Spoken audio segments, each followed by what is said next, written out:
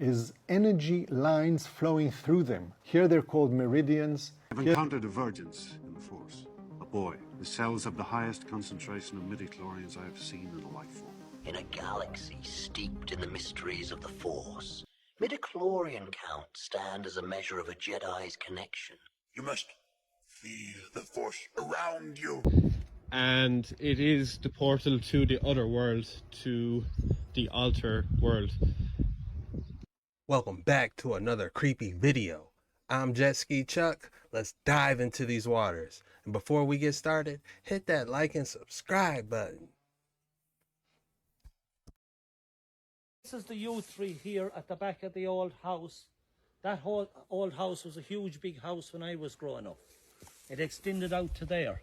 All right, you can see where it was. Yes, the walls. but we had two big elm trees in it, and in the 1980s, they got the Dutch elm trees, fell down and took the big chimneys with them and the big stack. Jesus. But yeah, I suppose we're lucky to have that bit of it, and hopefully I'll be able to get to do it up, you know. Yeah, yeah. But this is your yew tree here. This tree, I suppose, is 700-800 years old. You see where it grew out into the wall? Oh, yes. Where it grew out into the wall as they brought it down as a sapling. Yeah, yeah. Dabbit brought it down when he was here. My cattle grazes in under it. You see the cow dungs there under it. They eat the fresh shoots of it. You can see them being packed. Yeah. You can see them being packed. And it's a great blessed tree to have in your land. Yeah. We always take a little bit of it and put it in our pocket as a fight against cancer. So we do. It's an old tradition that was in this farm. Run out in the middle of the farm here, and no malice with it, no bit. It's a blessed tree. Yeah. The monks blessed it coming down. Everlasting life. Everlasting life, the tree of life, the tree of Ireland. The yew tree is the tree of Ireland, not the oak. Mayo is called the plain of the yew. I'm afraid that's all I have to show you. You've shown me loads. And now you can go and play your drum in peace and please the fairies with your drumming and your poetry. That's the plan. Because nothing more the fairies likes than music and merriment and happiness. Yeah, festivities. Festivities of greatness and happiness. And that's what we're lacking in these days. And that's what we need, more of that. And you will be going up there now, and I'll leave you and I'll go do another few jobs. You'll be able to find your own way home. Sounds good, yeah. Sounds good. Thanks very much. So the significance of that is that yew trees are poisonous to cattle, and here you have clear evidence of his cows eating the yew tree, and they don't die. They're still alive. So if you don't believe in magic in our land, and the fact that if you have reverence and respect for the land that you'll be protected, well, there's a bit of hardcore evidence for you. This is the yew tree here at the back of the old house. Yeah, that was definitely interesting. Did you see how the tree was growing into the cement? What is going on in Ireland? What type of magic tree is that? Over 600 years old? We're definitely going to dive into that. You might be intrigued by the title of this video, and I'm sure many of you have your doubts even before watching. But there are a number of researchers that believe they have enough evidence to push forward the idea that way back in antiquity, the ancient Egyptians settled in Ireland. The hypothesis has been taken more seriously in recent years due to DNA research that is difficult to dismiss or explain by conventional methods. Scientists from Trinity College Dublin and Queen's University in Belfast published findings in the journal The Proceedings of the National Academy of Sciences, stating that the ancient Irish were not only related to the people of southern Europe, but that they also had a Middle Eastern connection too. On its own, this piece of research certainly doesn't connect Ireland with ancient Egypt, but researchers have built a narrative and they believe they are close to proving it with the help of science, archaeology, as well as texts, myths and legends of ancient Ireland. The Hill of Tara is one of Ireland's most ancient sacred sites. It is surrounded by dozens of Neolithic earthworks, and although commonly attributed to the Celts, the site does, in fact, predate their arrival in Ireland by thousands of years. In Irish legend, it is the place where the godlike Tuatha de Danann reigned, a magical people who arrived in mysterious ships. To make the Hill of Tara even stranger, a skeleton was found by workers digging at Lismullen Henge. Some thought the skeleton was a dog, others a badger, but some claimed it was actually the remains of an ape, a claim that has been taken seriously by a number of writers. But why would there be an ape buried in Ireland? Primates are not indigenous to Ireland, and there has certainly never been a find like it, so how do we explain it? Well, in actual fact, there has been another find. The skull of a Barbary ape was found during excavations at Imheim Macha in County Armagh, and it was carbon dated to be roughly 2,500 years old. From this, two questions arise. How did these Barbary apes get to Ireland? And more importantly, why? One of the most controversial theories to come from all of this is the connection to Egypt. There are Irish legends connecting Tara and Egyptian royalty, but they have been impossible to prove and have also been taken with a pinch of salt by historians. But then there was the discovery of a skeleton of a 15-year-old boy at the Mound of Hostages near Tara by Dr. Sean O'Riordan of Trinity College. The remains were approximately 3,800 years old, and the boy was found wearing a necklace made of faience beads, which matched the Egyptian manufacturing and design style perfectly. In 1956, J.F. Stone and L.C. Thomas both reported that these beads were indeed Egyptian, saying, when they were compared with Egyptian faience beads, they were found to be not only of identical manufacture, but also of matching design. At around the same time as this child died, we are told that King Tutankhamun was entombed wearing a priceless golden collar, inlaid with matching conical blue-green faience beads. Interestingly, an almost identical necklace was found in a Bronze Age burial mound in Devon, England. Is all this just a coincidence? Well, maybe it is, but there is also the famous legend of Scotia, an Egyptian princess, daughter of a pharaoh, who was said to arrive in... You might be intrigued by the title of this video, and I'm sure many of... That's fascinating what they said about King Tutankhamun. I believe that's his name, King Tut. How they had the same bracelets in Ireland. You know, that's a journey. They were traveling. I wonder if they arrived by airships or they arrived by boat. You know, they say the story goes that they arrived by airships. I know how I feel about airships. So there's the sign for St. Senan's altar, which we were just at. And here we have St. Senan's well. Now, the Catholic Church will call this a holy well. I personally like to call it a sacred well. The well was here long before Christianity, and it is the portal to the other world, to the altar world. And in these areas, you're overcome with an awful sense of peace. It is a bit like there's something watching you, but I find it quite peaceful in these areas. And it's where the veil is at the thinnest between Kielter, this world, and Altar, the other world. And here it is said that the sacred wells are indeed the portals to the other world, to Altar. Is it a possibility that this is where Puka came up out of, where the locals seen him? Maybe so. Who knows? Maybe this is why locals have seen Puka around this site, because the portal here to Altar is here. People will also say this is the portal to the fairy world. Those entities don't like being called fairies. They prefer to be called the Shi or Nadine Yama, the good people. And something else I actually noticed. So I learned about Kianter and Altar, those terms, from listening to Megan on the Blind Bag podcast. And what I just kind of stumbled across myself was the fact that Kianter, the word, is... Now I need to look up the spelling, but the word itself is very similar to center, which would be like the midpoint, and our third dimension Earth is like basically a midpoint launch pad to other worlds, to the altar, to the non-physical, to different dimensions.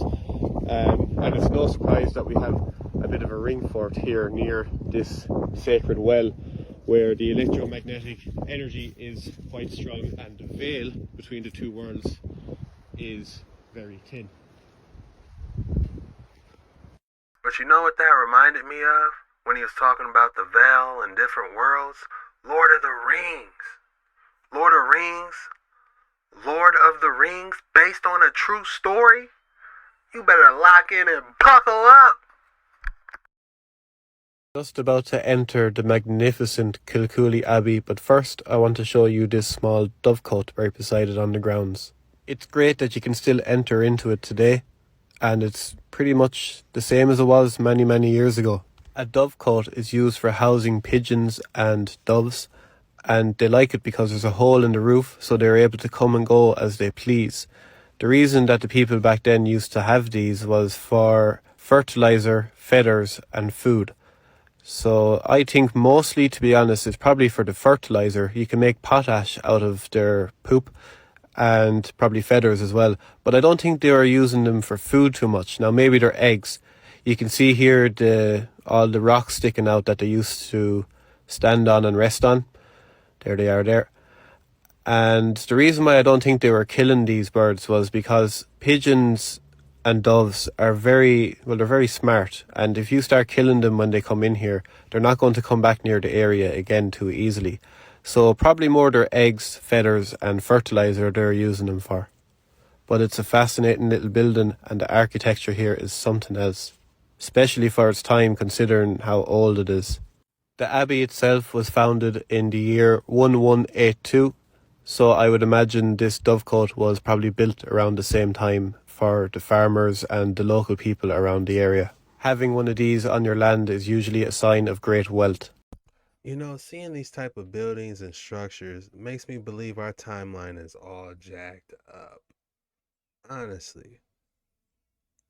Like, this could be early work, or this could just be the foundation. Who knows? And there's something else on top. But it just makes me really wonder, what is our current timeline actually? How's tricks everyone? Today the goddess Bridget here and I went to the Hill of Tara for my first time visiting. Not surprised, it's surrounded by a fortress of whitethorn and crows. Here are the two wishing trees, and one of these trees actually fell over from the weight of all the rags and kinds that people used to put on it. One thing about whitethorn trees is if they are falling over, you're meant to still leave them alone, just leave them be on the ground like the way they are. Obviously the people around here know that.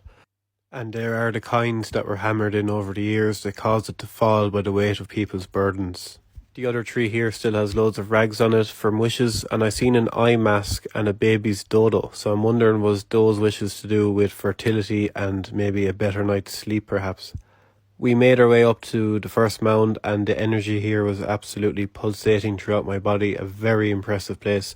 So for people who don't know, the Hill of Tara was the inauguration place and the seat of the High Kings of Ireland, an ancient site that is very rich in Irish history. Here is the Leafall, also known as the Stone of Destiny, and this is a coronation stone for a king, said to be brought by the Tuatha De Danann, and when a king touches it, it lets out a roar if the king is worthy. Beside it here is a memorial stone erected by the IRA in 1938.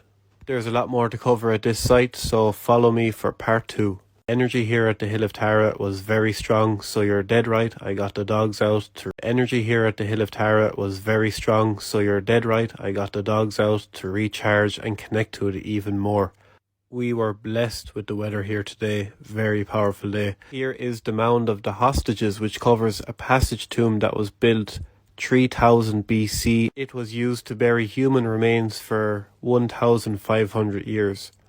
And very impressive looking, especially when you consider that it's over 5,000 years old. The site is very well looked after, but I still did my bit by honouring the land and cleaning up any bit of rubbish that I did see. I encourage any visitors to do the same. On the way out then we seen some lovely beeswax products, some skincare, beeswax and lip balm, all there for an honesty box, a great system indeed. And my visit wouldn't be complete without going to a sacred well. On entering I was greeted by a wren, a robin and a finch all on the same tree. This well is one of 6, and originally it was called King Cormac's Well, then changed to St. Patrick's Well, and now it's called Tara's Well. And an appreciation here for the Bridget's crosses on the tree that was inhabited by the wren, the robin and the finch when I came in. Overall, a fantastic day here at Tara. When he was talking about the energy buzzing through the land, you know what that reminded me of? Ley lines. This is a picture of the United States ley line system. It's interesting.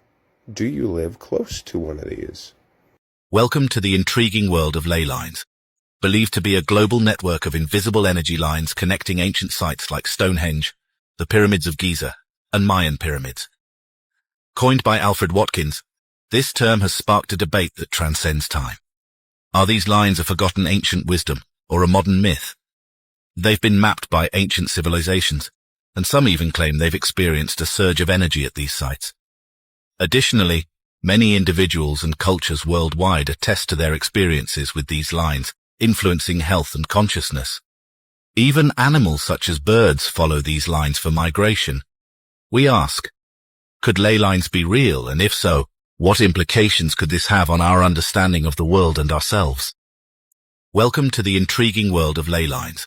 Let's talk ley lines, the Earth's chakras, and energy vortexes. Ley lines are lines of powerful energy that crisscross all over the globe. Where they intersect, the energy is super concentrated and said to be almost supernatural. Many sacred sites actually fall along these lines, like Stonehenge, Machu Picchu, and Angkor Wat. At certain vortexes, you'll also find chakras and gates of the earth. I actually experienced the tremendous power of ley lines before I was on my spiritual journey, so at the time I didn't really get it. In 2016, I was at Lake Titicaca in Peru. I felt a special and overwhelmingly powerful energy I'd never felt before. For the first time in my life, I felt connected to the universe or something bigger than myself. I remember running around with my friends saying, "What is this?" The local indigenous family I was staying with told me to make wishes, but due to the language barrier, I didn't fully understand what they meant. In 2019, I was in South Africa and hiked up Table Mountain. At the top of the mountain, I again felt that same powerful energy. I was running around like, "What is this?" My friends didn't really get it though, because they were all hungover. At that point, I was about 2 years into my spiritual and psychedelic journey, and so I started researching energy in the earth. That's when I discovered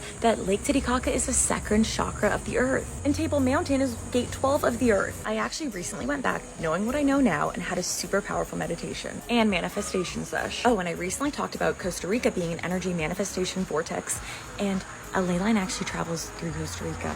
Follow along as I make it my goal to travel to all the chakras of the earth. Let's talk ley lines, the earth's chakras, and energy vortexes. What was the name of that lake she went to? Now it's got me thinking. From Stonehenge to Egypt, what if King Tut was able to ride these ley lines with some type of airship, maybe? Your thoughts below. Harnessing the ether powering those airships. What are ley lines? A ley line is a straight fault line in the Earth's tectonic plates. This is a scientific fact. Through these cracks in the Earth's tectonic plates, the magnetic energies released are very powerful indeed. Many people have claimed to have felt the urge surge up their body, and some have claimed that they have blacked out, as the surge was that powerful. How long have human beings known about ley lines? Our ancestors have known about these ley lines for thousands of years. Every race and culture on this planet has known about these lines, yet everyone had different names for these lines. All we need to do is look at the ancient cultures of Earth. Take the native Indians of the United States. They used to call ley lines spirit lines, and their shamans used to use the electromagnetic energy in these lines to help them contact the spirits. They even designed their medicine wheel on the spirit lines, as they knew these lines followed a straight round line. How did they know about these lines and energies that they give off? The answer is simple. The sky gods told them.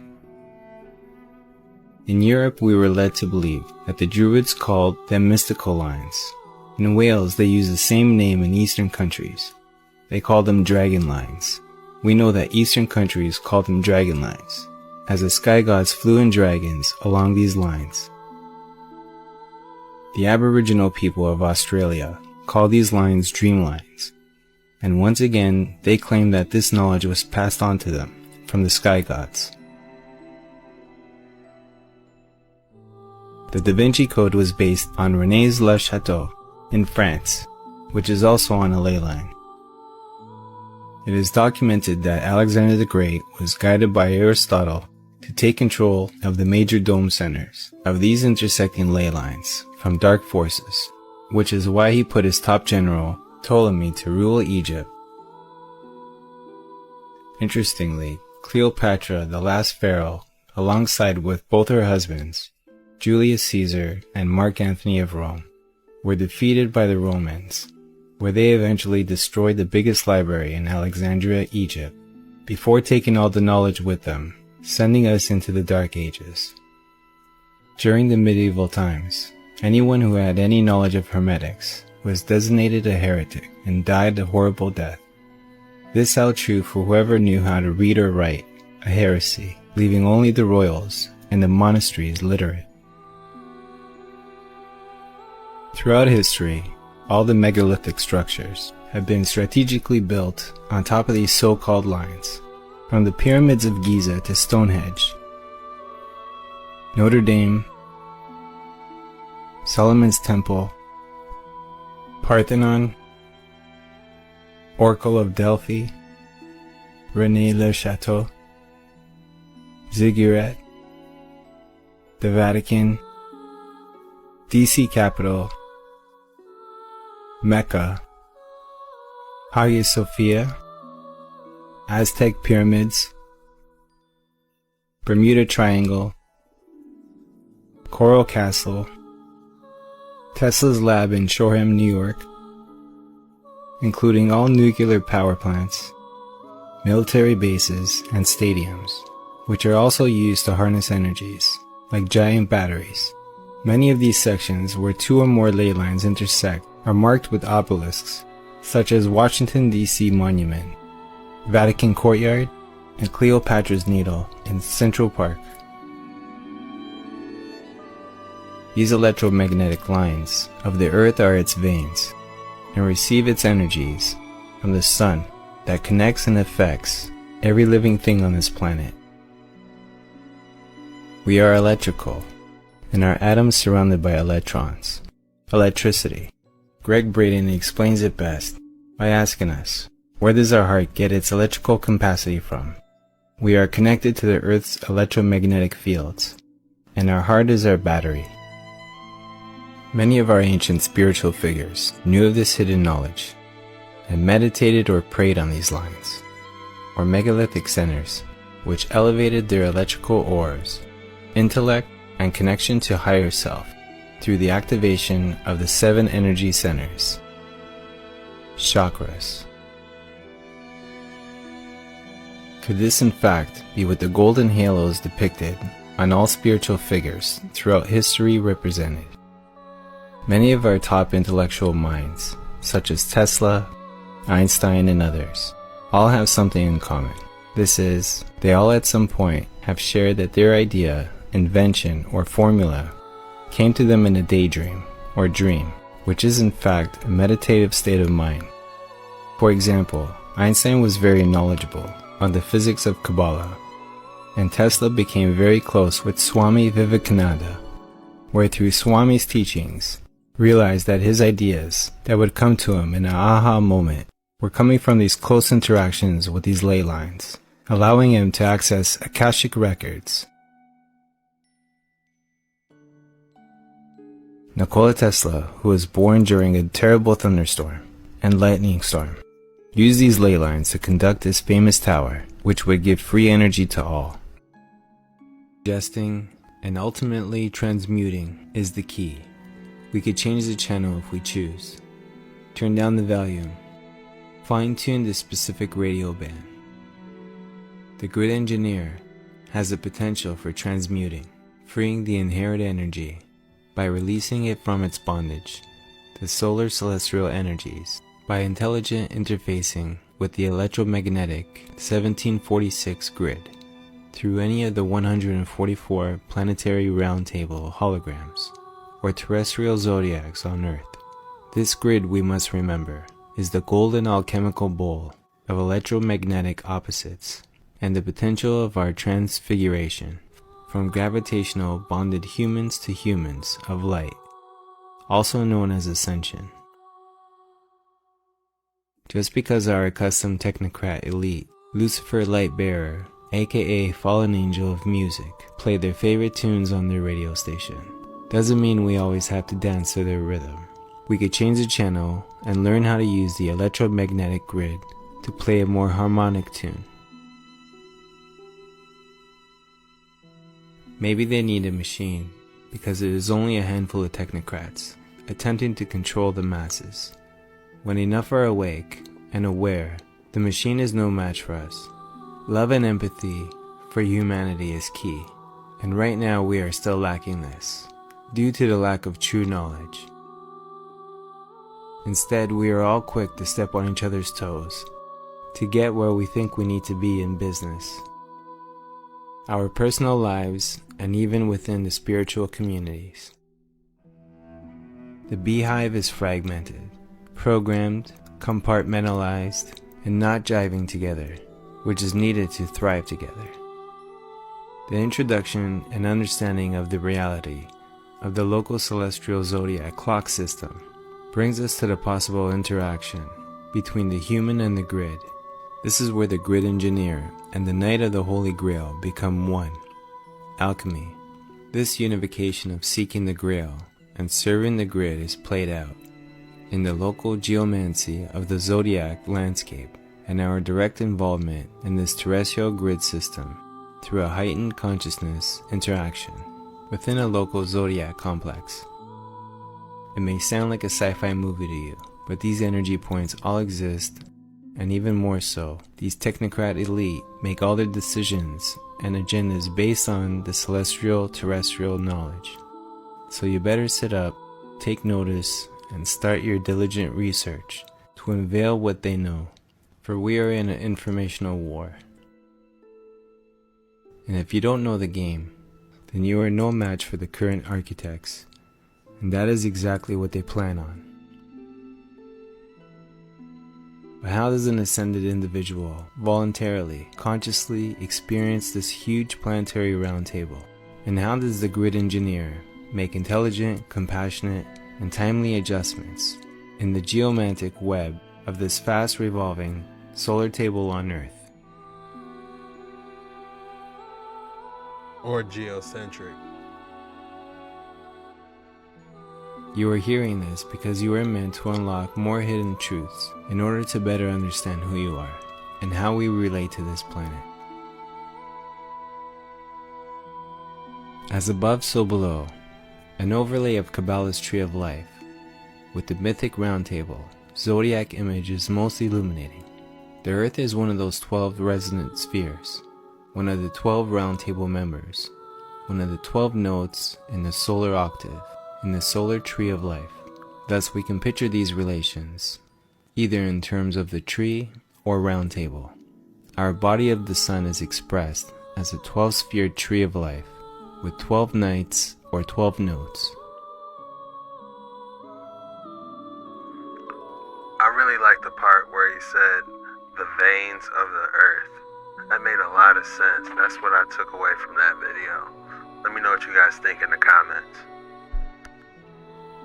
You know that they did not build pyramids and cathedrals and geometrical structures on ley lines. They drew the ley lines after those structures were built. So the ley lines are maps. You know that they did not build pyramids and cathedrals. Just done about my series about ley lines and energy points and electromagnetic energy around the world that could be harnessed if these energy points are activated. Just done about my series about ley lines and energy points and electromagnetic energy around the world that could be harnessed if these energy points are activated. You're probably thinking, but this Earth is so old. If this information was true, we'd know how to do it by now, and we would be doing it, and we'd have free energy and free electricity and free heating and free car fuel and all this brilliant stuff.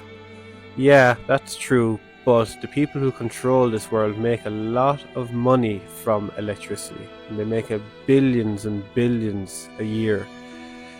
So I don't think they'd like this information to be released. I think that, I know I'm sounding like a conspiracy theorist right now, but conspiracies have been proved right in the past, and it only makes sense not to give this information to the public. I also think that there's a lot of healing that can be achieved for people if this is activated correctly, and I'm suspicious of just the people who are in control of this and the excuses that they have for why maybe this information isn't public. The excuses they have for why these energy points were built there, or the fact that ley lines aren't real, or whatever. I'm suspicious because of the money that would be lost if people had free energy. I'm suspicious because of the healing that would be gained and the vibration that would be raised. It goes against corporate businesses. It goes against a lot of businesses to have a happy society. to have a harmonic society. I'm suspicious because Nikola Tesla was onto this and he was disappeared. His work was never to be seen again. Where does all these ideas go? Follow me, I'm suspicious. Just on about my series about body and the planet.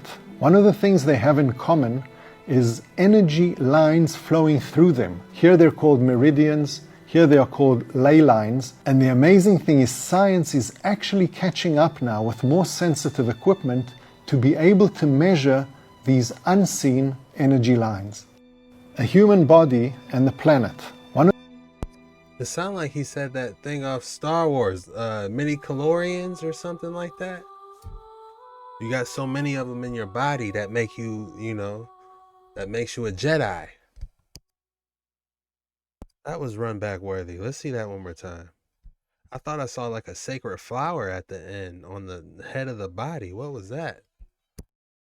One of the things they have in common is energy lines flowing through them. Here they're called meridians, here they are called ley lines, and the amazing thing is science is actually catching up now with more sensitive equipment to be able to measure these unseen energy lines. A human body... Meridians. Where's my pen at, man? Y'all stay taking my pen.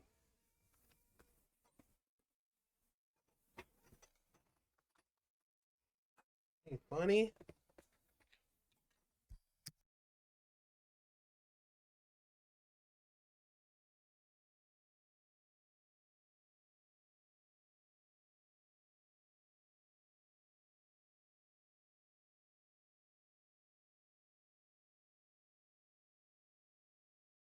Meridians.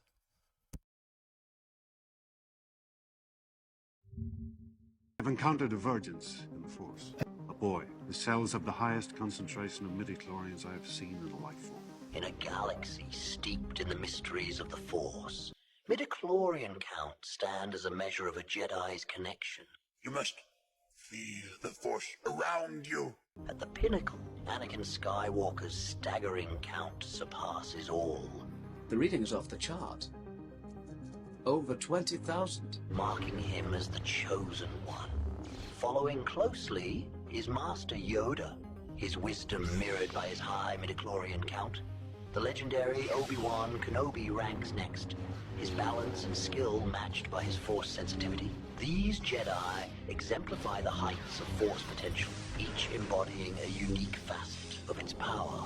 Dive into the enigma of midi-chlorian counts and the extraordinary abilities they unveil in the top Jedi of the galaxy. I've encountered a Virgins in the Force.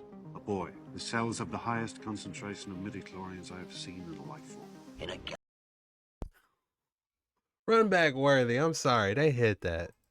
galaxy steeped in the mysteries of the Force, midi-chlorian counts stand as a measure of a Jedi's connection. You must feel the Force around you. At the pinnacle, Anakin Skywalker's staggering count surpasses all. The reading is off the chart. Over 20,000. Marking him as the chosen one. Following closely is Master Yoda, his wisdom mirrored by his high midi-chlorian count. The legendary Obi-Wan Kenobi ranks next, his balance and skill matched by his Force sensitivity. These Jedi exemplify the heights of Force potential, each embodying a unique facet of its power. Dive into the enigma of midi-chlorian counts and the extraordinary abilities they unveil in the top Jedi of the galaxy. I've encountered a Virgins. I enjoyed that. I'm sorry. That was the nail on the head, man. That seems real, don't it? It's connecting. What was it called? Meridians? Midi-chlorians? You can't make that up. Make it make sense. What are midi-chlorians?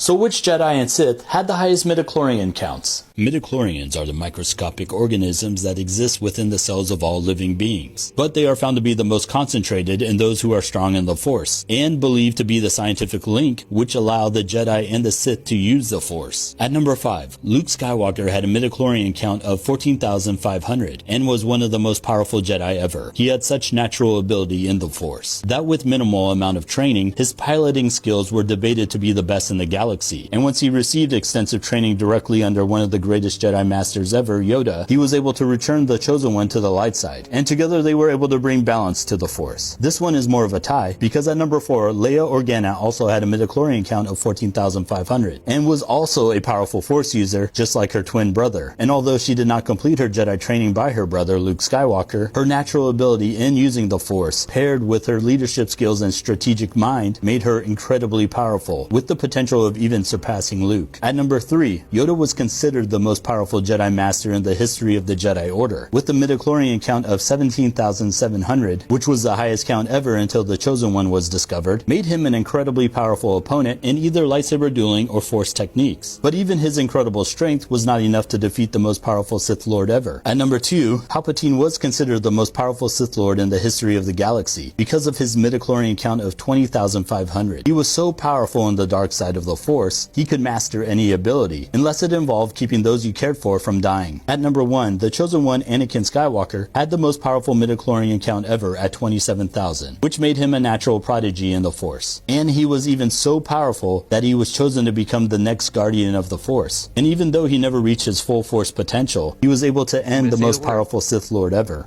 So which Jedi and Sith had the highest midi-chlorian count? His green robes and concealed identity were reminiscent of the Mandalorian clans, whom he deeply respected. Saurin adopted their technology, integrating it into his own gauntlets, enhancing his combat abilities and further cloaking his presence. His face was never seen, hidden behind a mask that he never removed, maintaining his anonymity. Saurin's unique ability to sense ripples in time was unparalleled in the Jedi Order. This power, however, came at a cost. Realizing that his presence could cause unrest within the Order due to the extraordinary nature of his abilities, Saurin chose a life of self-exile. He knew his existence was best kept at a distance, only intervening when the Force willed it. Despite his solitude, Saurin harbored a secret forbidden by the Jedi. He loved. Tevara Jekasses, his true love, was his constant companion. The teachings of the Jedi Order forbade attachment, but Saurin disagreed. Tevara's presence in his life strengthened his connection to the Force, providing clarity and purpose. With Tevara by his side, Saurin's understanding of the universe deepened. His ability was not just about being in the right place, at the right time. He discovered he could freeze his biological clock through deep meditation, prolonging his life across generations. Together, Saurin and Tevara navigated the complexities of his powers and the challenges of his exile. Years passed, and Saurin continued his solitary path, intervening only in the most critical moments. His love, Tevara, remained his anchor until her passing. Her death marked a turning point for Saurin. Embracing his destiny, he vowed to save future generations from threats to the balance of the universe. He entered a state of deep meditation, waiting for the Force to call upon him when needed most. Saurin Ward was not like other Jedi. Saurin Ward getting his jet ski chuck on. I ain't mad, man. Saurin Ward, I'm not mad at it. I liked how it said when he meditated, it'll freeze his biological clock. That was out cold. I like that. This dude mentioned something called Meridians, which that sounded like Midi-chlorians. So we dove in that, and we found out that it had significance to make you more connected to the Force. So that would explain why people will have surges of energy. Y'all, this is connecting the dots, isn't it? Drop in the comments how you guys feel about this. Midi-chlorian, Meridians. Let's see what Meridians is now. Oh, you know it's gonna be good when Cultivate Elevate's showing up. Into your meridian lines and how those all play a role, because if you think about your meridian lines and how all of those are, as that goes kind of like that, All of those are energetic pathways. And what happens is with our toxins in our terrain and the food supply and all of the other things, we start to lose the meridian pathway or the electrical conductivity of that pathway. And once we start to enable that and bring that back, then things begin to fire again. And this is simply how illness works. Illness is just the body's way of saying the pathways have been disabled, they're missing nutrients, and they need to just be kickstart back on. And that's why, like, for example, when somebody they would like pass out and the ambulance would come, they would start to come and try to zap them back to life. Because what they're doing is they're zapping back all these meridian pathways to shock the heart, to turn back on the electricity that's pumping through the heart. And that's the energy. So into your meridian lines and how those all play a role. Ladies and gentlemen, voyagers of the ethereal realms, get ready as I unveil the enigmatic truth about your meridian pathways, the celestial highways that crisscross the tapestry of your being, aligning you with the cosmic forces that bind all of existence. Imagine, if you will, a cosmic network of energy pathways interwoven throughout your body, much like the cosmic web connecting galaxies across the cosmos, akin to the ley lines that trace the Earth's sacred sites. These are your meridian pathways, conduits of life force or chi, flowing in harmony with the rhythms of the universe. These meridian pathways are the conduits of life force, carrying the essence of the source's energy through you, each meridian pulsating with its own unique essence. Just as celestial bodies gravitate towards one another, these pathways converge at specific points, known as acupoints, where cosmic energy converges, harmonizing your inner cosmos with the cosmic central consciousness, or God. Now picture yourself standing beneath a cosmic canopy, surrounded by shimmering constellations, a celestial panorama bathed in the radiant glow of constellations. Each star represents a key point along the meridian pathways, a cosmic acupoint, a gateway through which energy flows, guiding the energy through the celestial map that is your body, connecting you to the universe's grand design. As you attune to this cosmic frequency, you become a vessel, a channel for the energies of the source to flow through you. Begin to perceive the cosmic currents that course through your meridians, aligning you with the very essence of creation. Feel the energy of the existence pulsating through your body. Tune your frequency to the rhythm of the source, the cosmic central consciousness. Allow these energies to flow freely through your body, clearing all blockages, clearing all toxins, removing all negative energies attached to your body. Now let us delve into the cosmic tapestry of the body, the 7 celestial gates, exploring the energy centers known as chakras, each marked by an ethereal star of energy. Imagine a cascade of cosmic colors, each hue resonating with a specific frequency, dancing in harmony with the celestial vibrations of the universe. From the base chakra, a fiery red beacon, reminiscent of distant galaxies, to the crown chakra, a vortex of violet light. A beacon of cosmic enlightenment, these chakras represent the spectrum of your being. They act as intersections between the physical and the metaphysical. Feel the cosmic currents surge through your meridian pathways, rejuvenating your being like a supernova's explosion of light, rejuvenating your entire being with the celestial light of creation. As the energies flow, they cleanse, purify, and align your chakras. With each breath, energy courses through your meridians, purifying, revitalizing every aspect of your existence, harmonizing your mind, body, and spirit with the existence. Yet heed the wisdom that comes with this knowledge, for the meridian pathways can also become entangled by the cosmic storms of negativity. Just as cosmic harmony exists, so too can cosmic disharmony disrupt the flow of energy. Just as black holes distort the fabric of space, cosmic disturbances can disrupt your meridians, hindering the flow of chi and causing dissonance within. In your voyage, remember that balance is key. Positive and negative energies are the heartbeat of the universe. It is the equilibrium of the cosmic energies that brings forth harmony and vitality. Now, let's do a short meditation where you stand at the crossroads of your meridian pathways. Close your eyes and sense the cosmic energy permeating your being. Visualize each cosmic acupoint lighting up like stars, radiating their unique frequencies. Visualize each star, each chakra, igniting in vibrant cosmic hues.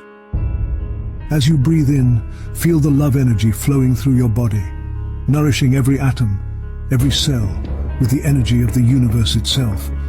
With each breath, love energy flows through your meridians, bathing your body, mind and spirit with the love energy of the existence. With each breath you take, visualize cosmic energy cascading through your meridian pathways, cleansing, renewing and aligning your chakras. As you breathe out, imagine the light spreading throughout your being, illuminating every corner of your existence with the cosmic brilliance of the source.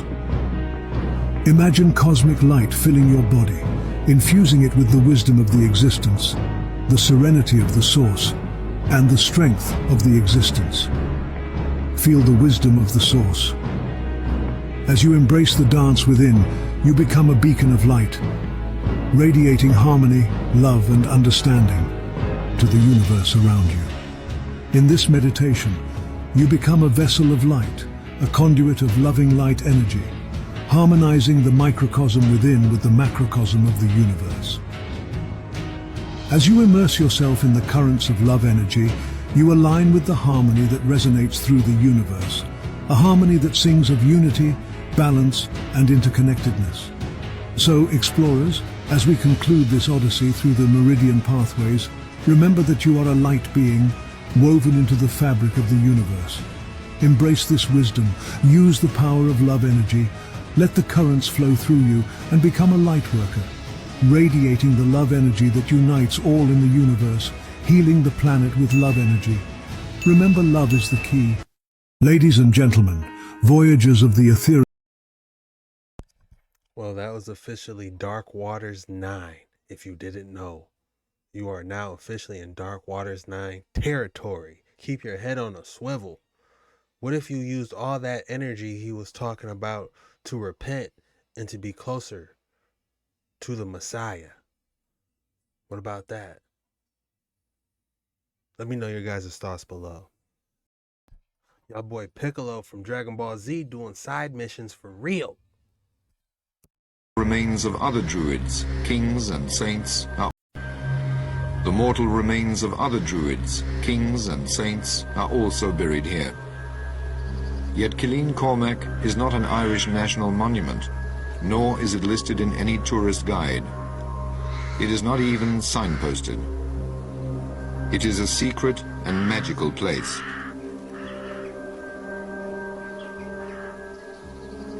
MacLuger and his antecedents and his successors lived in an area called Kennel Lugar in County Kildare, which in ancient times was a great marsh. There were two islands in the marsh. One was the settlement of the group, and the other was the temple and the burial place.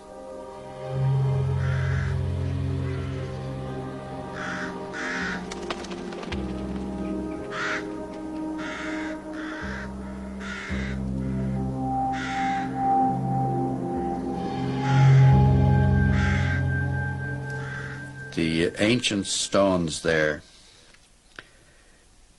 make a link with Christianity in that we have the only Ogham stone in Ireland which has both a Latin and an Old Irish inscription written in Ogham, cut in Ogham on the stone.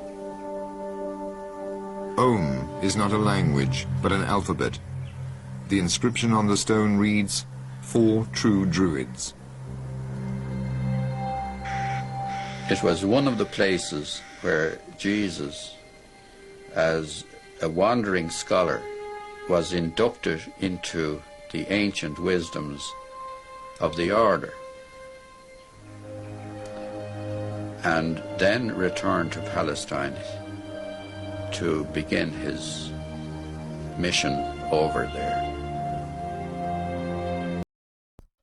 Guys, we just eat the meat and spit out the bones. That's all we do.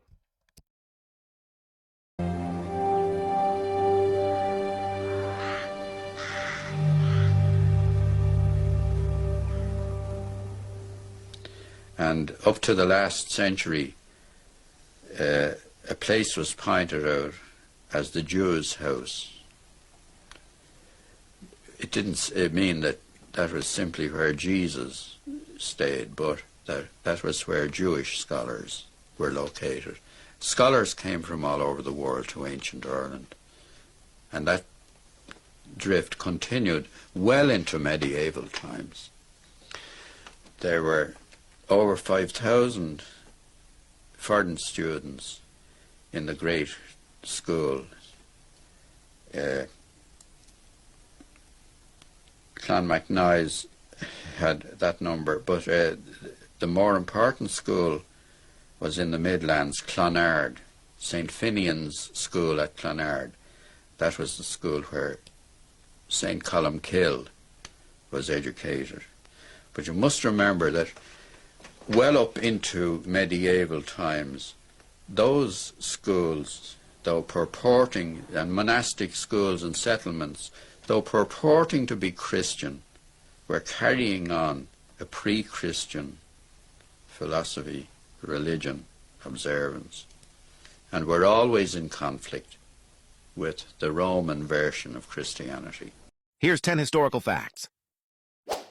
Queen Macha Mongruad, 377-335 BCE. A legendary queen of Ulster, Macha's stories are often overshadowed by other figures from Irish mythology, yet she played a crucial role in shaping early Irish history. King Labraid Loingsec, 267-197 BCE, Labraid, known for his long reign, introduced significant reforms and cultural advancements that often go unnoticed in modern discussions. Queen Tamar of Desmond, 1100-0175. Tamar, ruling over Munster, had a noteworthy reign that contributed to regional stability and cultural development during a lesser-known era. King Eochaid mac Conmara, 452-513. Eogan Bell's reign is often overshadowed by other kings, yet his diplomatic skills and efforts to forge alliances are hidden gems in Irish history. Queen Etain Ingendian Secht, mythological era. A mythical queen with a tragic tale, Etain's lesser-known story adds a mystical layer to Ireland's rich folklore. King Murchad mac Finn, 750-804. Murchad, ruling during a period of external pressures, navigated challenges and maintained stability, but his reign remains in the shadows of more tumultuous times. Queen Bebin, 873-927. Bebin, ruling over Leinster, played a crucial role in regional politics, but her accomplishments are often overlooked in broader Irish history. King Eogan Bell, 366-395. Eogan Bell's reign, although marked by conflicts, had notable moments of cultural exchange and trade that deserve more attention. Queen Siomha, mythological era. A mythical queen with connections to ancient Irish tales, Siomha's role in shaping early myths and legends is often understated. King Fiachnai Lurgan, 6 There's not a chance in hell. Stones. Look near to ancient Irish lifting stones being revitalised by the Indiana Stones. This is the famous Thomas Lonergan's lifting stone. Last lifted in the year 1892. Like, this stone has been connected to the earth for 100 years. It's only up from the earth for about 3 seconds. That's it. And you're with it at that moment. That's it. It's insane. Let's lift it. Here we go. Here we go.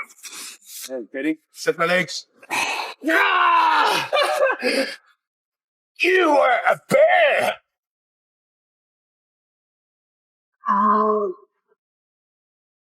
Let's go, Rob.